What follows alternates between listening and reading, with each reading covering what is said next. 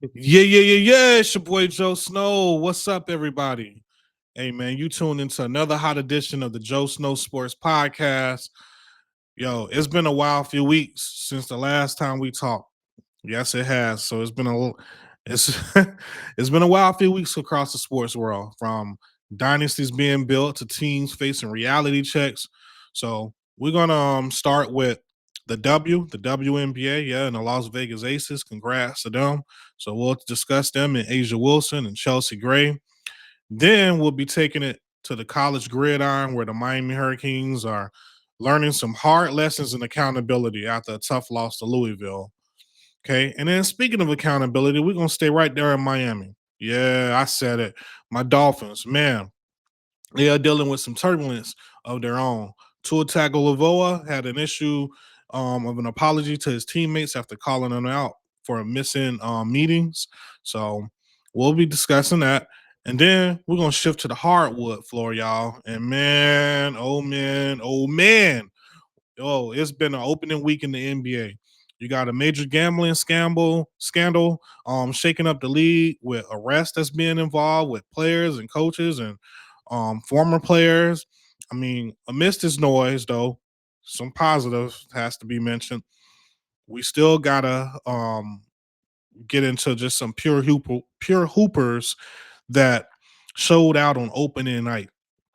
I'm talking about Wemby, I'm talking about Curry, and I'm talking about that rookie in Philly, EJ Edgecombe, with his debut. So sit back, turn the volume up. We're breaking it all in, the winners, the leaders, and the lessons, from aces to accountability, rookies to redemption. And you already know, man, it's the Joe Snow Sports Podcast Show. Stay tuned.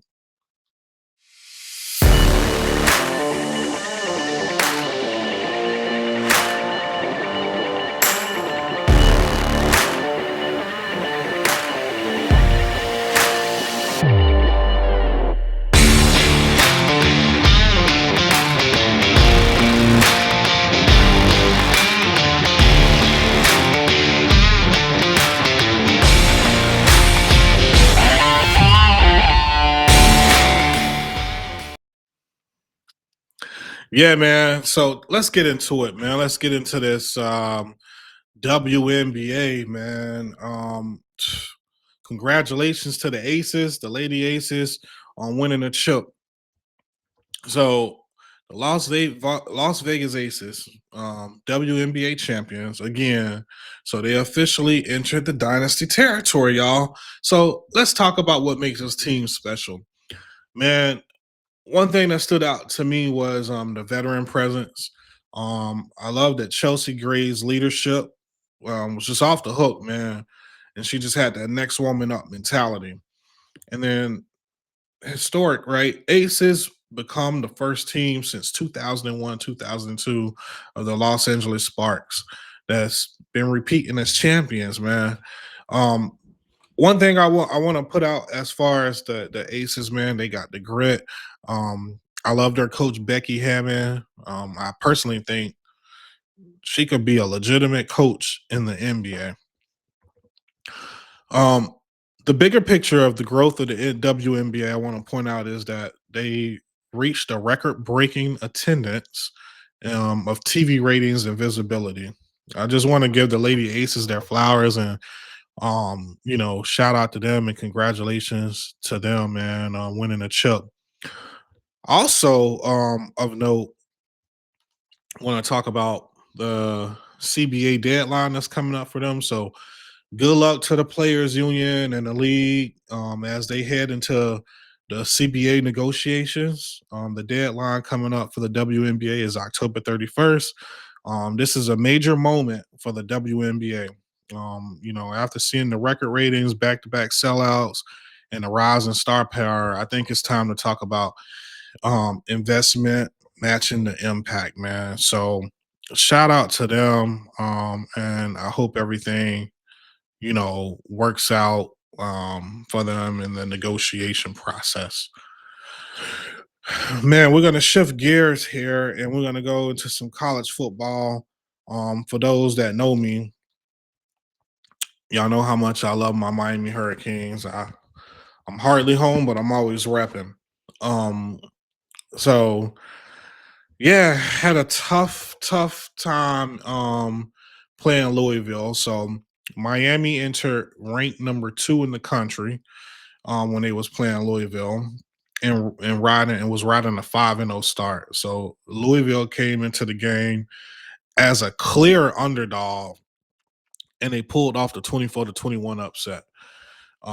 Carson Beck completed 25 of 35 his passes for 271 yards, but then threw 4 interceptions in the game, one being the game sealing pick inside the final minute. You know, one thing I would say, the running game didn't show up during this game, and the Hurricanes just look horrible. One thing I want to point out here is um, the post game conference that Carson Beck had, and it's where he pissed me off at because, well, let me share my screen with you, and you'll see what I'm talking about here. Um, where we're gonna talk about accountability. And y'all know how I feel about accountability, man. Okay, I'm sharing my screen. Tricky situation when you're in field goal range already, but we had a good play call. It just there was a miscommunication there. It's part of it. Carson, on that last play, that last interception, were you not expecting that defender to be there? They were in that kind of same pressure and popping out at the snap? I mean, we have a perfect play for it. We had miscommunication with the route and what we were doing. So ran the route wrong, and I went to go through it because we're hot off of pressure. And again, he made a good play. So, but it definitely didn't help the lead ran wrong. Carson, you said you maybe a little too aggressive at times. Okay, let's talk about that for a second. The reporter asked him a question, and basically he said that the his teammate ran the wrong route. Carson. There are certain things that you just don't do as a quarterback. There are certain things that you just don't say as a quarterback. You can't be blaming your teammate. So you got to take accountability as a quarterback. You got to take, I mean, throwing your teammates under the bus, man, is a no-no.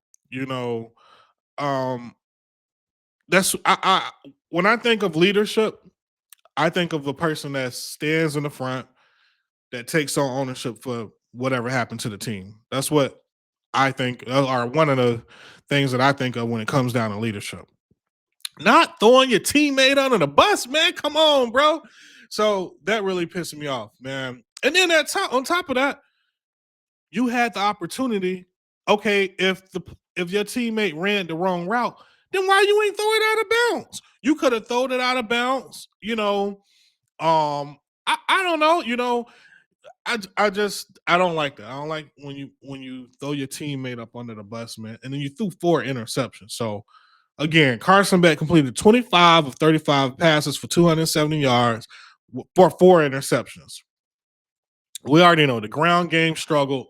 24 carries for 63 yards, which when they put that pressure on Beck, man, and then you got to rely on him on his passing game. Unfortunately, my friends that are Georgia Bulldogs fans, they warned me that that's that's the Carson Beck that they know of. So shout out to my friends that are Georgia Bulldog fans, man. They did warn me about that. But Carson, you cannot throw your teammate under the bus in the post press conference or anywhere, man. Come on, dog. Oh man, that pissed me off so much. Okay, we're gonna stay in Miami. All right, we're gonna talk about the Miami Dolphins because man, Miami Dolphins are they're in shambles. They are in shambles. So okay, let's get into it. They are currently 1-5. They've been struggling. I was at that Chargers game in Miami, and a lot of things just seeing in person, as I've seen the games on TV. Man, y'all shooting yourself in the foot, man. Come on, man. Like dumb penalties, just all sorts of stuff, man. It's just been out of control. And we're gonna talk about Tua. In the first after he had a players only meeting that they called for, and some of the teammates didn't show up, so he called them out publicly. Then he went back and issued an apology. So I listen. I want to talk about a few things when it comes to just leadership, right? So, as I mentioned in earlier, uh, when we were talking about earlier about Carson Beck and the Miami Hurricanes and just accountability, I've had um friends and people come up to me about the whole tour situation and um things he has said publicly. I listen, guys. I just feel like we can't have it both ways. Okay, meaning that before, oh, you want the quiet tour. Oh, you don't want him to say anything. Oh, you know, he's too lackadaisical. I've done heard it all. But the moment that this guy starts to speak up, oh, he's talking too much. Oh, he's doing this. Oh, he's doing. Now, my mama always had this saying, and this saying in most families, it goes, what? It ain't how you do it, or it's not what you do, but it's how you do it. So I'm a firm believer of that on maybe how he handled it. But dog, I ain't issuing no apology. If I had a if I'm the leader of the team and people wasn't doing things or abiding by the rule, you know what I mean? First of all, let me back up. I have to also be accountable for myself and setting a great example. That's number one. But if I'm paying a guy $55 million, 55 50, let's say 53 plus whatever $1 million, because I don't have the numbers in front of me as far as his contract. If I'm paying a guy that much money, you damn right he's supposed to be the leader of the team. You damn right he's supposed to say something. Yeah. If I'm paying him that much money, yeah, he's supposed to say something. And most teams, your quarterback is the face of your franchise, right? And you want him to be the leader of the team. I don't like it when people want it both ways. One minute you want him to be quiet, then the next minute you want him to, not voice. You know what I'm saying? I don't like that. I don't like the dibby dab. I do think that he could have handled it better based off what he said publicly. Yeah, you know what I'm saying? But if I'm paying a guy that much money, you damn right he better be the leader of the team and speak up and say something. But this was Tua's apology. Let me share my screen for those that didn't hear it.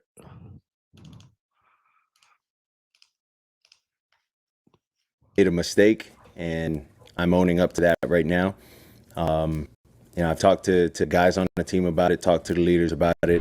The intent can be right, but when things get misconstrued or however the media wants to portray it, that leaves a void of silence and a lot of questions for the guys on our team.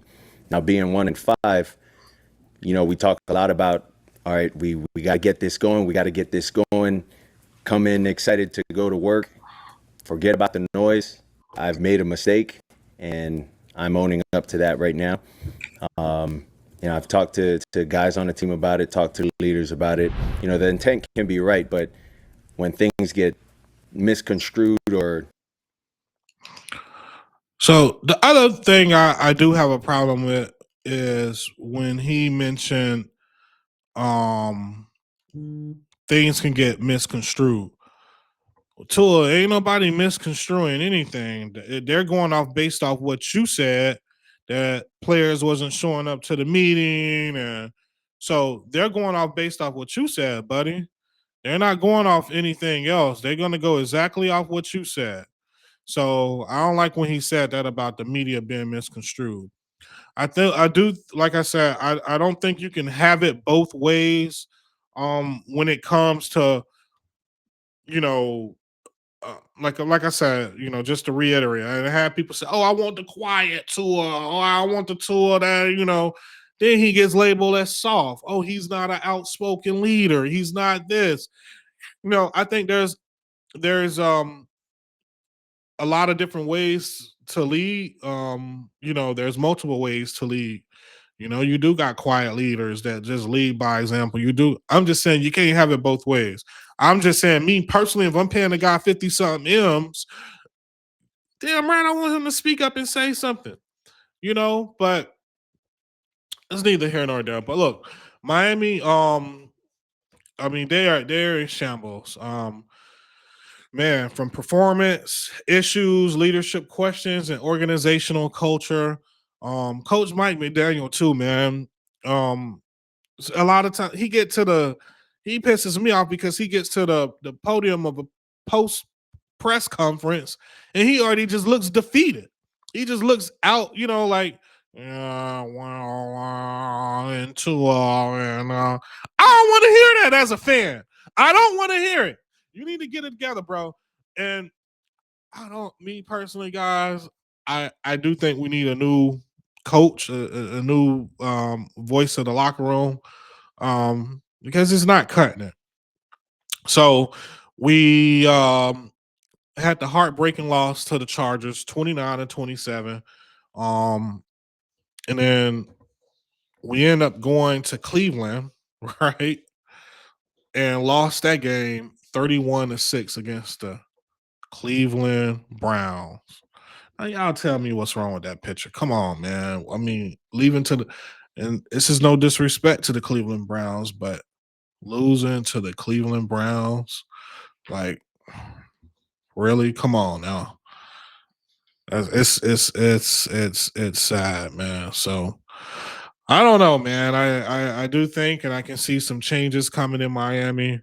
Um, well, I just don't get it. They go to Cleveland, they wet the bed. I think this has basically went past and affect the morale of the team, the trust and teammate relationships. The O line has been shaky.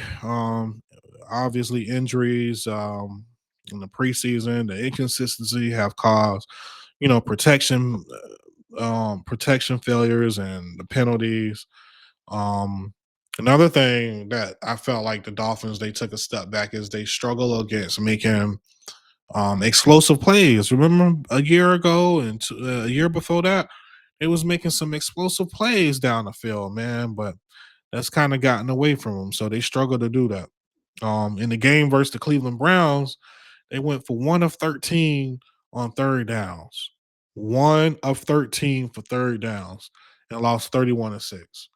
Defense is playing horrible. The offense is just giving the ball away. Tua with his interceptions, and then defense is just not, they're not generating enough points either as well. So, um, just in shambles, man. Just in shambles. Oh, off that, man. Let's just get into the NBA, man, and basically what's been going on in the NBA. Look, I mean, it's just been crazy. So ESPN